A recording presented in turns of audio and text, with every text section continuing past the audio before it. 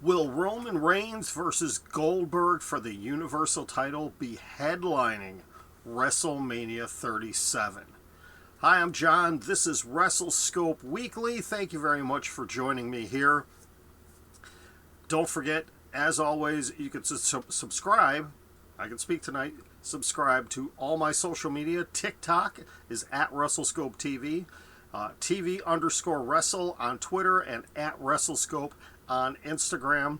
And all of those have my link tree that are connected. And if you're watching this on YouTube, you can connect on my link tree and go to all my different social media.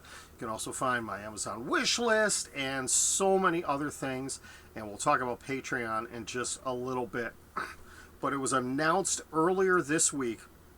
Louis Dangor at Wrestle Talk had it first, and numerous other sources have come out now, that the talk right now is the return of the Hall of Famer Goldberg to be the challenger at Wrestlemania for Roman Reigns. Coming up at end of March, early April. I don't even remember what the date on WrestleMania is this year. Could we potentially see this match once again? And to be quite honest, I am not thrilled about the idea of this.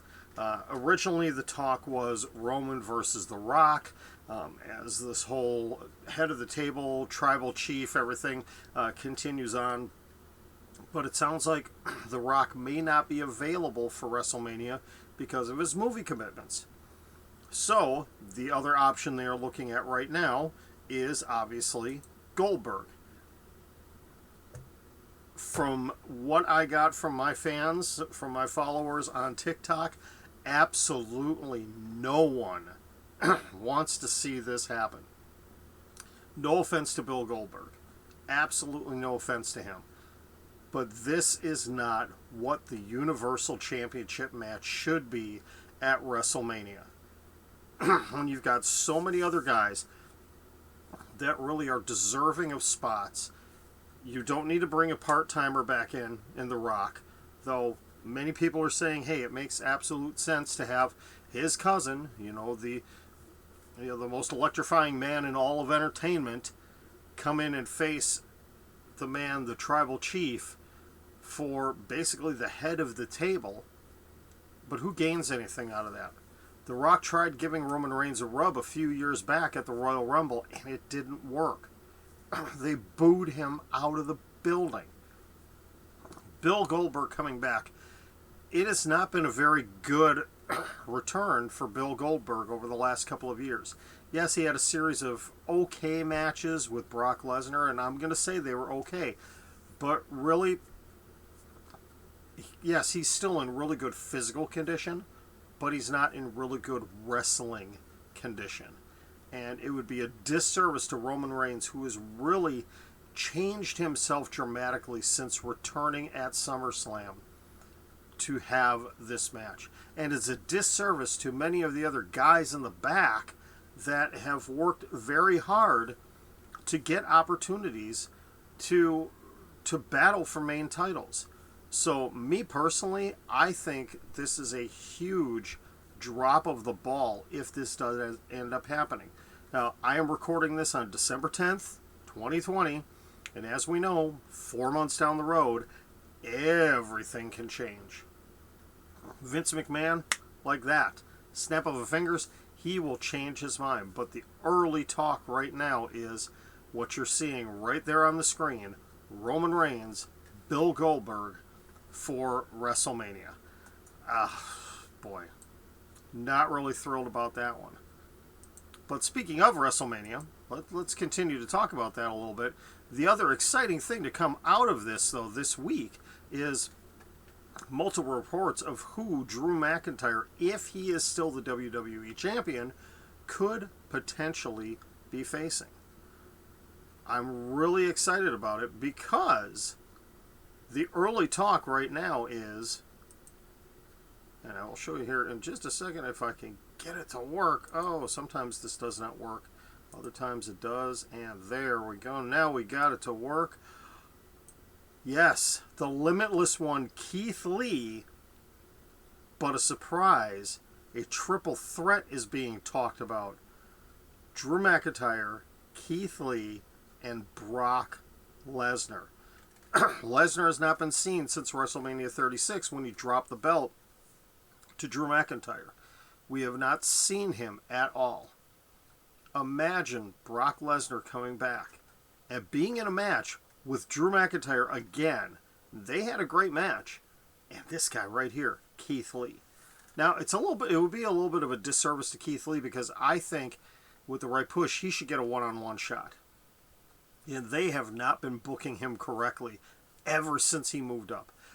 Yes, he had that first couple of weeks, it was looking good when he was really involved with Drew and Randy Orton.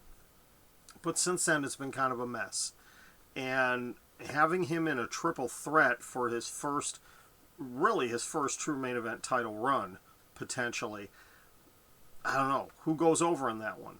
Does Brock Lesnar pull a power play and get the title back again? Does Drew pin Keith Lee? Because Brock will not take the pin again at back-to-back WrestleManias. You can guarantee that. So only one of two guys is going to get pinned in a match like that. It's either going to be Drew McIntyre or it's going to be Keith Lee. And sadly, in that triple threat setting, I see Keith Lee being the guy that takes the pinfall. Now, again, we are 4 to 5 months out. It's just an early report right now of this being a possibility. The other match that has been long talked about has been Edge versus Randy Orton in what would be the finale of their series of matches. We haven't seen Edge since WrestleMania 36. Obviously, after his tricep injury, we will probably see him returning maybe Royal Rumble again. Would be kind of interesting. Actually, I really don't want to see him make a return at the Royal Rumble. I would rather see it come maybe on a Monday Night Raw after that, or Elimination Chamber. Not sure. But Edge will be back, hopefully in time for WrestleMania. I'm John. This is Wrestlescope TV. Actually going to kind of break, not my rule, but what I've done over the course of a few of these shows is, and I don't talk a lot about it on my other social media because obviously and honestly I have not been following it enough. But I have to talk about what has been happening on AEW the last couple of weeks. Because it's the talk of the world right now. It really is. And I'm going to start off with first, I think this is probably the bigger news out of the two big stories, but it's the return to the world of wrestling and the debut in AEW of the man called Sting. And it had been rumored for a while that he was going to go to AEW, that he was going to show up. And he did so on Dynamite a week and a half ago, or a little over a week ago. He showed up and shocked the world. It was kind of I personally thought it was kind of an anticlimactic introduction to him. He comes in and walks down to the ring, and Team Taz just takes off. Team Taz is beating down on Cody and Arn and Dustin and Darby Allin, and he comes down to the ring. Team Taz just disappears. They just vanish off the face of the earth. He comes in the ring, has a stare down with Arn Anderson, which I actually thought that was really cool. Because you think about the history that Sting and Arn Anderson had in WCW. That was kind of a cool moment right there.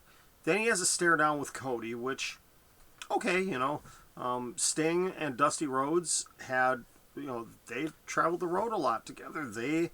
Dusty was a booker early on in Sting's career in WCW. And then you had Sting and Darby Allin.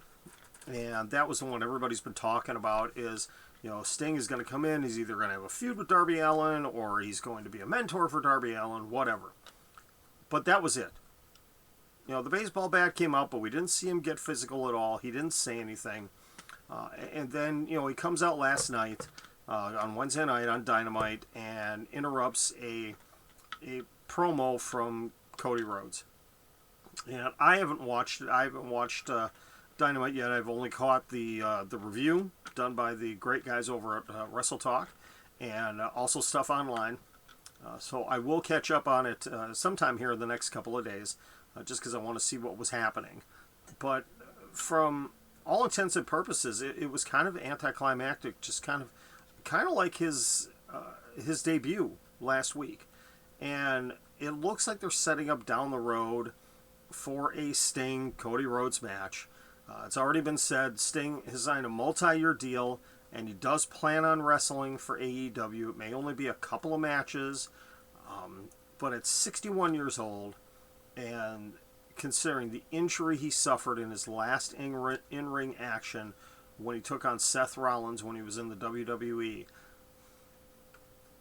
I don't think it's a good idea. I mean, if he has a match with Cody, Cody's obviously going to take care of him. There are certain guys on that roster that I would say, yeah, you can trust them for somebody like Sting to go in and have a match and be safe. But accidents happen. I mean, Seth Rollins is one of those guys that a lot of people trust, and it was a buckle bomb that went wrong. Accidents happen in the ring. I fear for Steve Borden, the man behind the Sting face paint, who I had an opportunity many years ago to do an interview with him when his kind of autobiographical movie came out. And I've been a fan of Sting since he first debuted in WCW in the late 1980s. But I fear for Steve Borden that he could be the victim of one of these accidents in the ring, and I don't want to see that happen to him. And at 61, it could be life-altering. I hope it doesn't happen. I hope I'm way wrong on this. But I don't know. I'm personally not really thrilled about this return. The people are talking about it. They're excited. I don't think it needed to happen. I don't think AEW needs Sting. Yeah, there's the tie-in of, Sting was the cornerstone of WCW on TNT. He hasn't appeared on TNT television in 18 years. But yeah, he was in TNA, Impact. He was in WWE. He's been elsewhere. It's not like he's been gone from the world of wrestling for 18 years. The other big story that everybody is talking about, and boy, do I have a hot take on this one, it is Kenny Omega and Don Callis. Kenny Omega, the new AEW champion, winning the belt back on December 2nd on Dynamite against Jon Moxley in a very controversial end to a match. I don't understand why they did this on television, why this was not a pay-per-view match. It's just, you're giving away a pay-per-view caliber match, which it was a really good match. It wasn't a Kenny Omega, Dave Meltzer loved it so much 6-star match, but it was really good. It was a really good television main event for a title. Excuse me. But they play off this entire thing where Don Callis, who obviously is head person over at Impact Wrestling, but has been on AEW a couple of times announcing matches because he's close friends with Chris Jericho and he has a long-time relationship and has called matches for Kenny Omega in New Japan. And this is the second time that he's actually called a match, done commentary for a Kenny Omega match in AEW. Well, Don Callis, we all know now, has gotten involved. He got involved in the match, physically involved, and helped Kenny Omega win. They appeared on Impact Wrestling on Access and Twitch this past Tuesday night, which, I'll tell you, this whole partnership between AEW and Impact Wrestling, it doesn't make a lot of sense to me, to be perfectly honest. You take a look at Impact Wrestling and, you go from WWE Thunderdome and AEW at Daly's Place with a small amount of live fans to Impact Wrestling where there is no one, where it is dead quiet. You hear everything that's happening in the ring, and it just looks terrible. It really does look terrible. And yeah, they have some talented wrestlers in Impact. This is no knock on any of the talent over there, but you look at the show, and all of their shows are pre-taped through the end of the year, including they have a pay-per-view coming up actually on Saturday, I believe it is. And that's been pre-taped. Everything for them has been pre-taped through the end of the year. They had to add in this segment, which I thought it was interesting. You know, they have Don Callis and Kenny Omega, as you see pictured here, sitting on a bus, and they kept referencing the Lex Express. If you remember that, when Lex Luger went on his mission after slamming Yokozuna on July 4th, and it was his campaign around the country to get a match against Yokozuna for the WWF title. Well, they referenced the Lex Express, and let me openly say this. I have never understood why so many people love Kenny Omega. I knew about the things Kenny Omega did in New Japan, the things he did with the Bullet Club over there. Didn't really watch too much of what was going on. But when I first did see him wrestle here in the United States, I did, I did catch some documentaries, some different online features about the career of Kenny Omega, and I look at it like, why do people think this guy is one of the best wrestlers on the planet? He's a really good wrestler. He really is. I think he is an absolutely horrible promo. I do not think he is good on the microphone at all. If this partnership with him and Don Callis continues, Kenny needs to shut up and let Don do all the talking, because Don Callis is magical on the microphone. But and in his time in AEW, I don't think he's the best wrestler on that roster. Honestly. There are other guys that I think are better wrestlers than Kenny Omega. So I don't get the way people just fawn all over him. So anyways, they are now turning his character from the Cleaner, which was his character in New Japan, into the Collector. Basically a ripoff of what Austin Aries did a few years ago, where Austin Aries had, I don't know how many different titles from how many different organizations. He ran around, and it looks like they're going to be doing that with Kenny Omega. The rumors floating around are he is going to battle Rich Swann for the Impact title. There could be some other smaller partner organizations. Obviously, he still has the AAA Mega Championship. He could, in January, show up in New Japan and go for the IWGP Heavyweight title. There could be some other smaller ones he picks up along the way. How do any of these promotions benefit from Kenny Omega coming in and doing this? Honestly. Yes, Impact Wrestling, they got a huge bump in their online views. On their Twitch channel, got 5 times as many views. They typically average around 11,000, 12,000. They had over 50,000 views of their show on Tuesday night, simply because of Kenny Omega. So give credit for that. But honestly, how are these other promotions really going to benefit from Kenny Omega coming in, a champion in the number 2 company in the world, challenging and taking belts away from them? Yeah, they'll get a little bit of a rub on TNT. Might be a little bit of a bump in television. I really don't see a lot of other benefit to it. Will Billy Corgan allow Kenny Omega to come into NWA, which NWA has a very loose relationship right now with AEW. We've seen it with some of their women coming over, namely Thunder Rosa. Will Kenny Omega come in? And I do not see Nick Aldis dropping the 10 pounds of gold, the NWA Championship, to Kenny Omega. That would be a massive disservice. Now, I would love to see that match. That would be a fantastic match. But no way in the world Nick Aldis is dropping that title to Kenny Omega.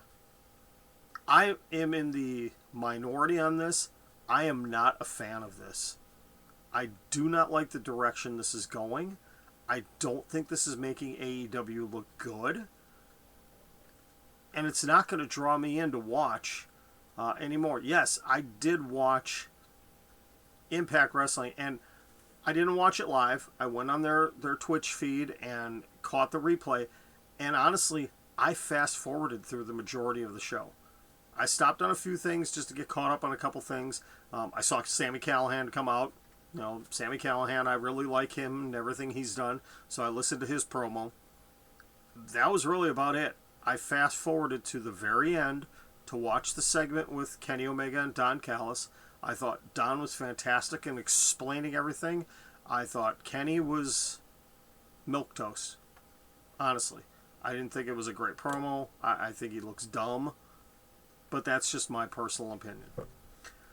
All right, I have had absolutely enough about talking about AEW and Kenny Omega.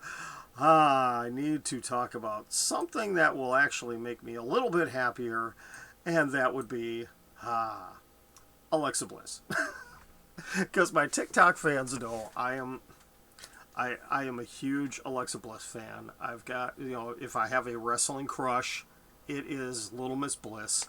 On one of these shows, if you're watching on YouTube, one of these shows, I will show off my collection that I've gotten of Alexa Bliss cards. And, actually, you know what? For those of you listening to the podcast, you won't be able to see this, but follow me on TikTok, and you'll be able to check this out. This is the latest to my collection, and I am just thrilled to death over this. Sorry about the glare. The autographed Alexa Bliss 8x10. Yes, there will be a special spot in the Wrestlescope studios for that very soon. So, but Alexa Bliss was absent on Monday Night Raw this week, and there was speculation online. Oh no, did she get hurt? Did something happen? Blah blah blah. Everything's okay for all the Alexa Bliss fans out there. Everything is okay. She was actually out doing a television show with, of all people, Devon Dudley. Yes, Devon, get the tables.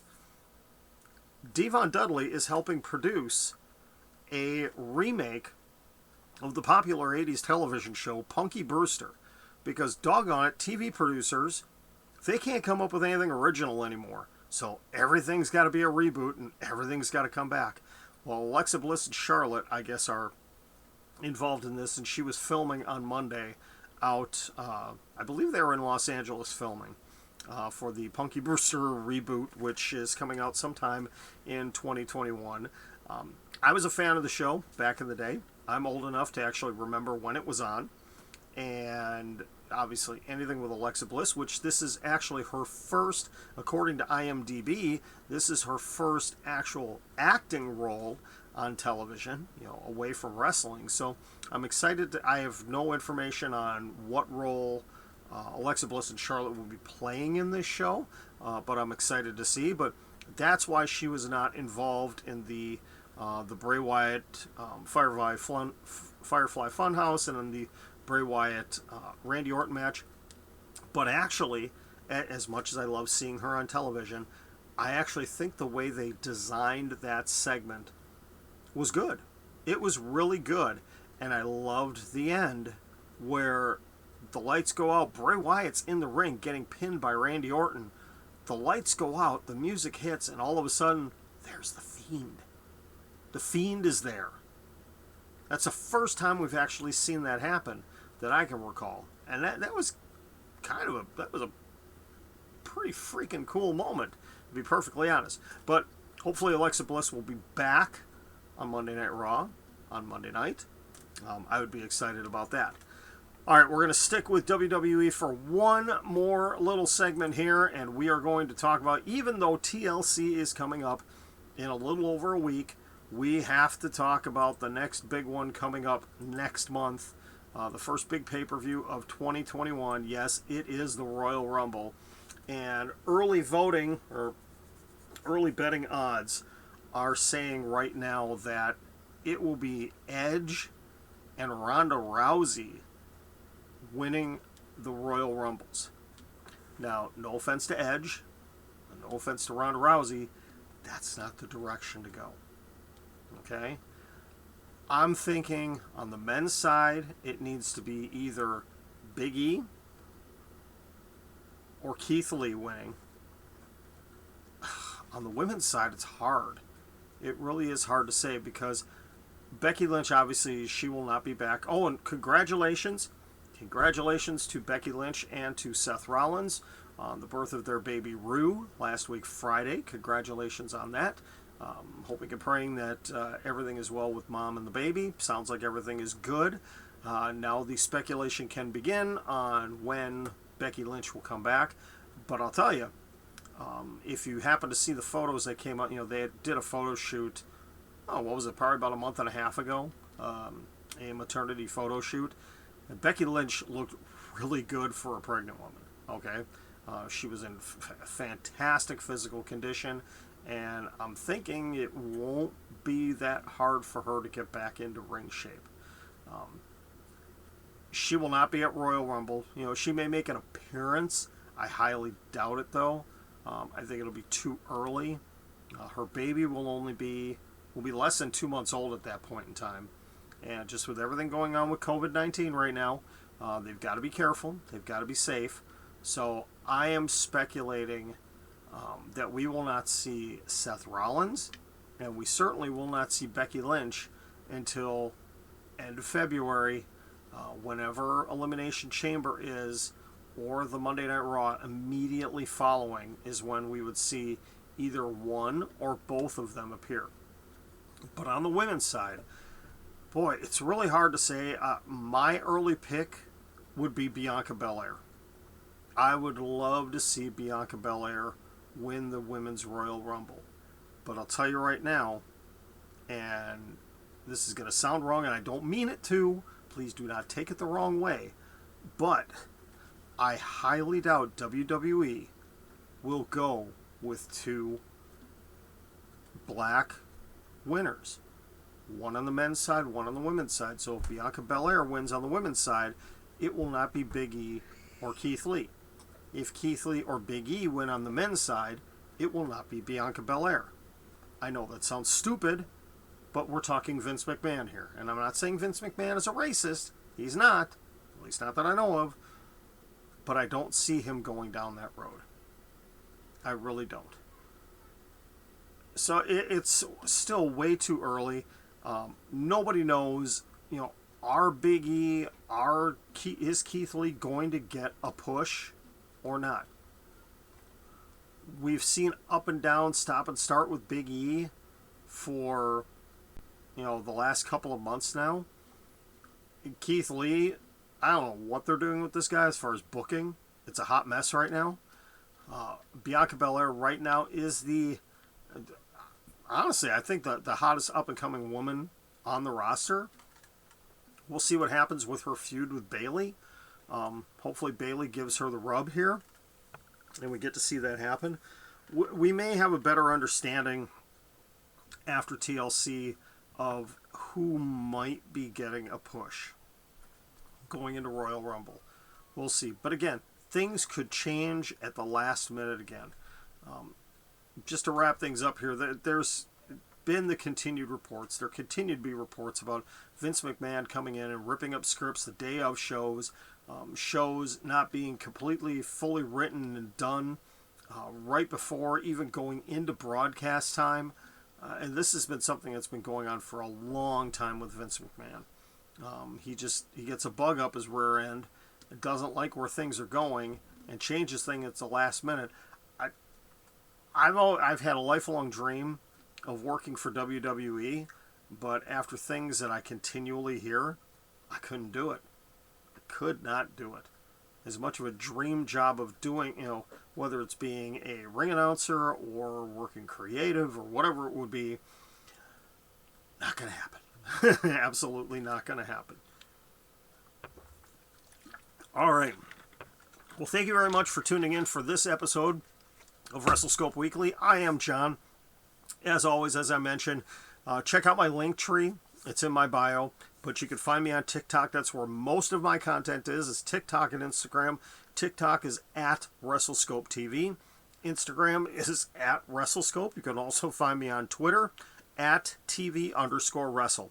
And hoping in January to really start making a push on my Patreon page.